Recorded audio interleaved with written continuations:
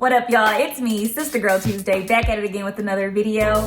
And as promised, I am keeping the series going. The series I'm talking about is Clapback Classroom, but you already did that if you clicked on the video. And I promised that I would touch on this subject that is very controversial when people who live a plant-based lifestyle have to entertain certain questions. And that topic is protein. I didn't know if I was ready to do it, but here we are. Let's do it. If you're new to the channel, I just want to tell you, don't forget to like, comment, share, and subscribe because it's always popping over here, okay? Y'all, what y'all think about the new Sister Girl Tuesday merch? I got masks that look like this, so if you want one, let me know in the comment section below, okay? I'm gonna be going back and forth with my notes because this topic, it requires that. You know what I mean? So let's get it started. Here we go. All right, so let's talk about protein. Let's talk about where it comes from. So, your body makes some protein, amino acids, but the rest of the amino acids that you need to get are called essential amino acids, and you get them from foods. I'll tell you the sources in just a moment, but let's talk about why you need protein. So you need protein because it builds and repairs your muscles. It helps with weight loss actually because it curbs your appetite. And when you think about it, when you eat a protein-packed meal, you're full, so you eat less. Like, hello, it makes sense. Oh my gosh, protein, wow. Okay, and also, a lot of times when you think about protein, you think about how, like for children, it makes them grow big and strong. So, protein. And I told you I'll tell you about the sources. So there's two kinds. You have protein that comes from animal sources, and then you have protein that comes from plant-based sources. So the animal sources are your meat, your poultry, your fish, your eggs, that kind of thing. And then your plant-based sources are your grains, your legumes, your fruits, and your veggies, okay?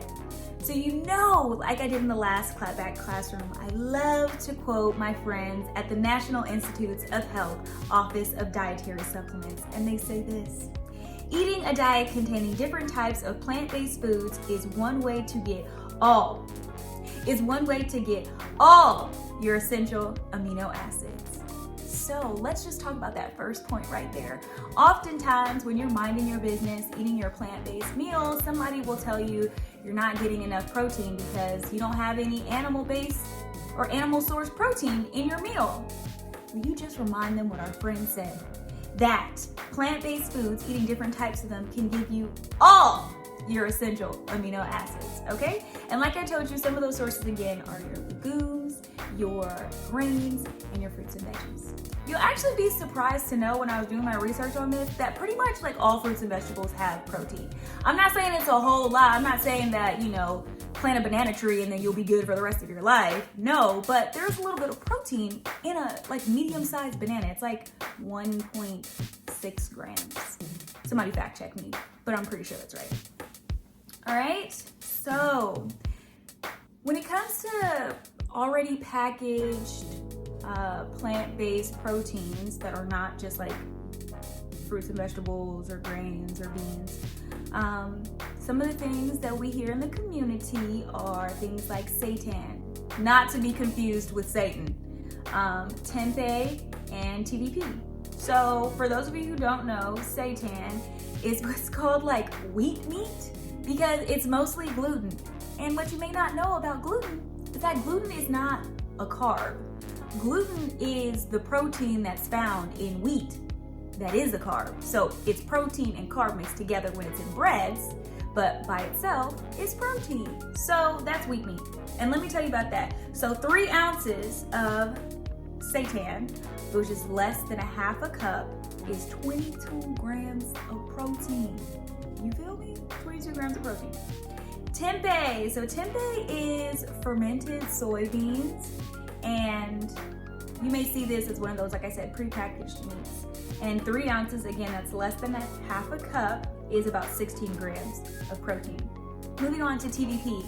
If you don't know what TVP is, it's texturized vegetable protein, and I love some TVP on this channel and just in my real life.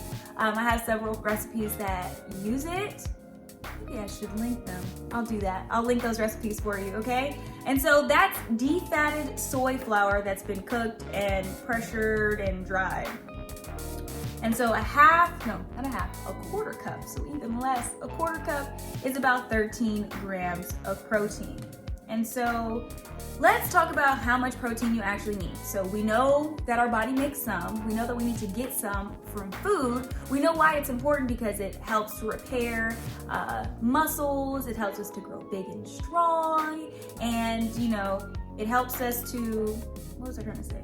Helps us with weight loss. There we go. So let me tell you how much you need. Again, my good friends over at the National Institutes of Health. If you guys are watching this ever by chance, shout out your girl, Sister Girl Tuesday. It says here that athletes need about 0.5 to 0.9 grams of protein per pound of body weight a day. So they calculated that that's about 75 to 135 grams for a person weighing 150 pounds. So if you do a Google search of how much protein or like your recommended daily allowance or intake is of protein, you may come across the figure that's 0.8 grams per kilogram. And so first you would need to convert your weight into kilograms. If you don't know how to do that, just take your weight and divide it by 2.2. Shout out to all my nursing majors. I know you remember that from DA, okay? And so after you do that, that's how you can use that metric, that conversion rate, to figure out how much protein you need. I did my own calculation and my number is roughly 70 grams without giving away too much. So I know in these Clapback classrooms, like one of the things you guys want to know is like, okay, so now I know that I can get this from sources that are not animal-based. How am I going to do it? Like I need some meals to put it together. Well, I have that for you. And so let's start with breakfast. So I don't know about you, but I get up really early. I get up at like 5:45 so I can be at work at 7:30. And I kind of have, sometimes when I'm really feeling it, I have to have 2 breakfasts. So my first breakfast is a plain bagel, which is 8 grams of protein. And then you can take, some vegan cream cheese. I like the Kite Hill version. And Kite Hill, if y'all are out here watching and you want to support your girl, do that. I got all my information in the description box. But you take, I think it's a tablespoon or so of their cream cheese, and that's 2 grams of protein. So already right there with your first breakfast, you've got 10 grams of protein out of the way. All right, well maybe for your second breakfast, like me, you're a smoothie kind of person. And I don't know about you, but I love to put peanut butter in smoothies. I love to put some kind of seeds like chia seeds, flax seeds, hemp seeds are what we're gonna be focusing on today. So you'll have to excuse my little raggedy piece of paper, but I got the tea for you. I got the protein for you. How about that?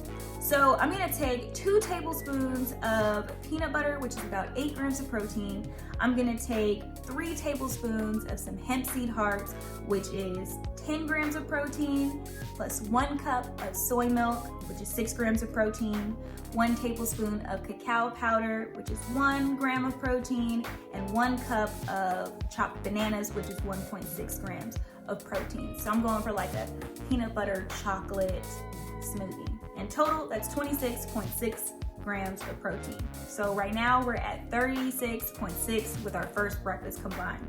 All right, so if you want to do, let's skip to dinner. You come home, it's time to eat now. So I'm gonna show you how to make like a potato taco bowl. So if you watched my chorizo loaded fries, or on that same wave. So 1 large russet potato is 8 grams of protein. And then, I don't know if you guys remember my haystack video or taco salad or whatever you want to call it. I asked people at the end, like, how do you like your haystacks? And one of my friends said with baked beans. And I was like, let's do that. So we've got 1 cup of baked beans, which is 14 grams of protein. And then we've got 1 cup of avocado, which is 3 grams of protein, plus a half a cup of some soy chorizo, which is 9 grams of protein, 1 cup of spinach, 0.9 grams. Total, that meal comes up to 34 grams of protein. So altogether, we're now over, we're over that 70, are we over?